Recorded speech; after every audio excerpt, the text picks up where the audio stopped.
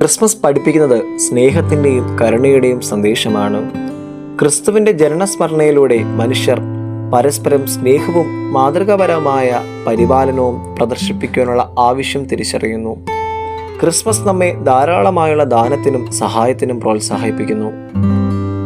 ആഘോഷത്തിൻ്റെ ഭാഗമായി സമ്മാനങ്ങൾ കൈമാറുന്നതും അനാഥാലയങ്ങൾ സന്ദർശിക്കുന്നതും പാവപ്പെട്ടവർക്കുള്ള ഭക്ഷണ വിതരണം നടത്തുന്നതും നമ്മെ പരസ്പരം കരുണാപൂർവമായ നിലപാടിലേക്ക് ആകർഷിക്കുന്നു.